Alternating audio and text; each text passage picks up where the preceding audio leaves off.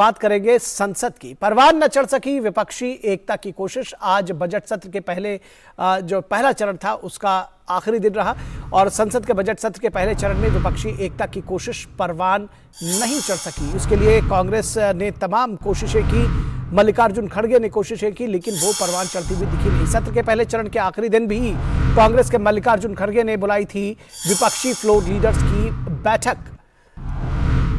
लेकिन TMC, BRS और BSP जैसी पार्टियों ने इस बैठक में दिलचस्पी नहीं दिखाई।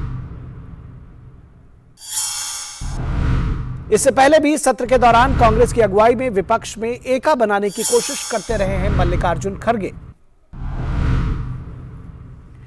और राष्ट्रपति के अभिभाषण पर भी सदन में विपक्षी एकता की कोशिश नाकाम रही थी और खड़गे विपक्षी एकता की बात सदन में करते हैं, लेकिन बाहर, सदन से बाहर ये एकता धराशायी हो जाती है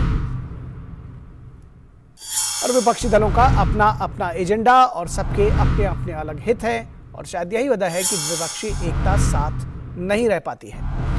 कांग्रेस की कोशिश रही है कि राहुल गांधी की अगुवाई में विपक्ष एक हो सके, लेकिन विपक्षी दलों के रवैये से ये साफ है कि वो राहुल गांधी को सामूहिक विपक्ष का नेता नहीं मानते।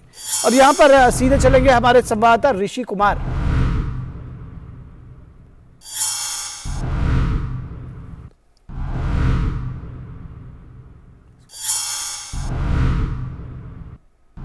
इस पूरी खबर पर बातचीत करने के लिए हमारे संवाददाता ऋषि कुमार हमारे साथ बने हुए हैं। ऋषि, किस तरह से देखते हैं जब विपक्षी एकता की बात होती है और बात कहीं बीच में राहुल गांधी की आ जाती है तो सारे दल एक नहीं दिखते हैं और शायद कांग्रेस की विफलता के तौर पर देखा जाएगा ये सत्र, कम से कम अगर एकता को परवान चढ़ाने की बात कही जाए तो। देखिए निखिल, जहाँ तक विपक्ष की एकता की बात करें तो दो सदन यानी कि राज्यसभा लोकसभा में दोनों ही परिस्थितियां अलग अलग हैं। एक और लोकसभा में राहुल गांधी ने कोशिश की कि अपने मुद्दे को प्रमुखता से रखें और उसमें हमने देखा कि जो अन्य दल हैं उनकी तरफ से उस तरीके का समर्थन उन्हें नहीं मिला।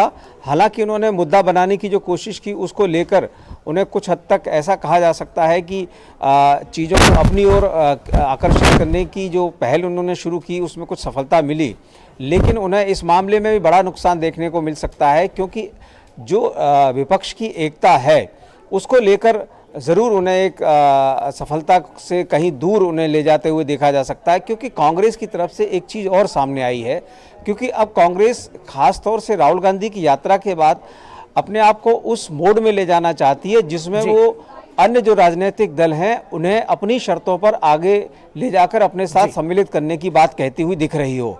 अगर हम जयराम रमेश के उस बयान को देखें जिसमें उन्होंने साफ कहा कि अब कांग्रेस वो पुरानी वाली नहीं रही, जबकि हकीकत ये है कि अभी भी कांग्रेस की जो स्थिति है उसमें कुछ खास बदलाव उस तरीके का दिखाई नहीं दिया है। बिल्कुल। अब भारत के जनमानस में राहुल गांधी ने कितना प्रभाव डाला है, इसको अगर अभी से कांग्रेस बहुत ज़्यादा एक्सजरेट करके देखती है तो ये कांग्रेस के लिए बहुत असफलता की कहानी साबित हो सकती है। कांग्रेस के लिए ही ये दिक्कत तलब हो सकता है। जी, अगर हम दोनों सदनों में देखें तो कहीं किसी भी रूप में अन्य विपक्षी दलों ने उसे रेखांकित नहीं किया है। हालांकि कुछ मुद्दों पर विपक्ष जो है खासतौर से राज्यसभा में एक बात कहते हुए दिखाई दिया है, लेकिन उनके नेतृत्व में, राहुल गांधी के नेतृत्व में की अगर हम बात करें तो अभी अगर हम कह सकते हैं कि अगर मल्लिकार्जुन खड़गे रोजाना अगर मीटिंग करते हैं तो उसमें टीएमसी शामिल नहीं होती है, बीआरएस शामिल नहीं होती है, बीएसपी तो शामिल होती ही नहीं है। तो ऐसे तमाम दल हैं जो कि इस पूरी प्रक्रिया में उनके साथ अभी शामिल नहीं है। लेकिन उनकी जो कवायद है कि हम ही नेतृत्व करेंगे,